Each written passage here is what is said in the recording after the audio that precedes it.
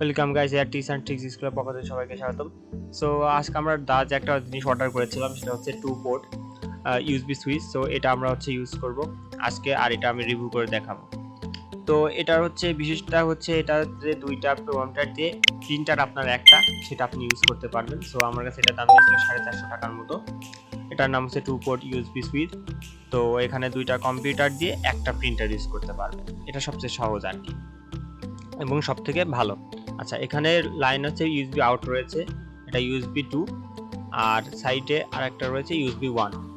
তো এখন এটার সামনে আছে ইউএসবি 1 এর একটা সুইচ রয়েছে, আর এখানে ইউএসবি 2 এর সুইচ রয়েছে দুইটা, মানে অর্থাৎ ইউএসবি 1 এবং 2। আর এখানে ইউএসবি আউট যেটা সেটা প্রিন্টারে যাবে, এবং ইউএসবি 1 এবং ইউএসবি 2 দুইটা কম্পিউটার থেকে আসবে।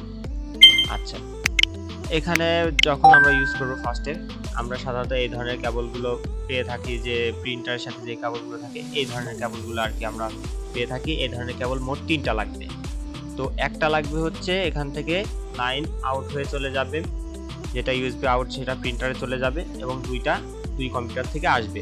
তো এখানে দেখতে পাচ্ছেন আমার এইটা লাইন সোজা আউট চলে গেছে, এখানে প্রিন্টারে চলে গেছে, এবং এইটা লাইন ইউএসবি 2 থেকে আসছে, আর এইটা আসছে ইউএসবি 1 থেকে।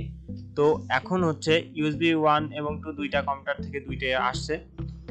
আর এই পাশে এখন আমরা সেটআপ করার পরে, এখন যদি ইউএসবি 1 এ আমরা সুইচ দিয়ে রাখি, তাহলে আমরা 1 নাম্বার কম্পিউটার থেকে আমরা প্রিন্ট করতে পারবো, এবং ইউএসবি 2 তে যখন আমরা প্রেস করব তখন 2 নাম্বার থেকে আমরা প্রিন্ট করতে পারবো, অর্থাৎ দুইটা কম্পিউটারে একটা প্রিন্টার ইউজ করতে পারবো। সো আমরা এখন একটা প্রিন্ট দেব টেস্ট করার জন্য।